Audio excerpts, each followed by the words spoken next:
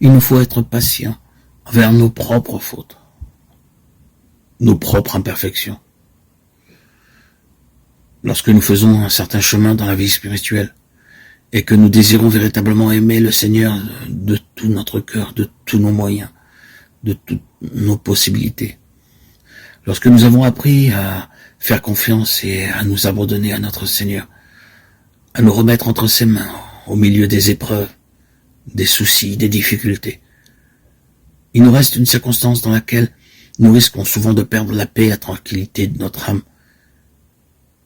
et que le démon n'hésitera pas à mettre à profit fréquemment pour nous décourager et nous troubler.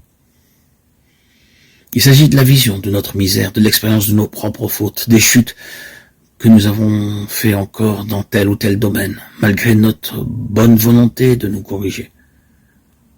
Rappelons-nous que là aussi, il est important de nous rendre compte que la tristesse, le découragement, l'inquiétude de l'âme que nous ressentons après une faute ne sont pas bons et que nous devons au contraire tout faire pour demeurer dans la paix.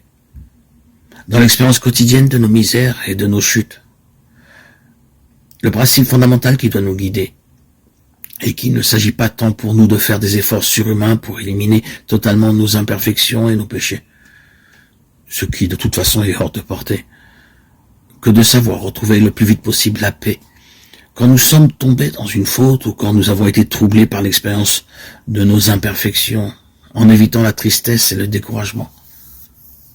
Cela n'est pas du laxisme, ni de la résignation à la médiocrité, mais au contraire, un moyen pour nous sanctifier plus rapidement. Il y a à cela de nombreuses raisons. La première, c'est ce principe fondamental que nous avons déjà énoncé dans de nombreux audios à plusieurs reprises. Dieu agit dans la paix de l'âme. Ce n'est pas par nos propres forces que nous réussirons à nous libérer du péché. C'est seulement la grâce de Dieu qui en viendra à bout. Plutôt que de nous agiter contre nous-mêmes, il est plus efficace de retrouver la paix pour laisser Dieu agir.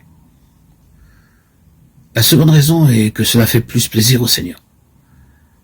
Qu'est-ce qui contente davantage Dieu quand après une chute on se décourage et se tourmente, ou bien quand on réagit en disant « Seigneur, je te demande pardon, j'ai encore péché, voilà ce que je suis capable de faire par moi-même. Mais je m'abandonne avec confiance à ta miséricorde et à ton pardon. Je te remercie de m'avoir permis que je pêche plus gravement encore. Merci Seigneur de m'avoir permis de ne pas trébucher encore plus bas. Je m'abandonne à toi avec confiance car je sais qu'un jour tu me guériras complètement et me feras triompher de mon péché. En attendant, je te demande que l'expérience de ma misère m'amène à être plus humble, contrit, doux, envers moi-même, envers les autres, plus conscient que je ne puis rien par moi-même, mais que je dois tout attendre uniquement de ton amour, de ta miséricorde. La réponse est claire.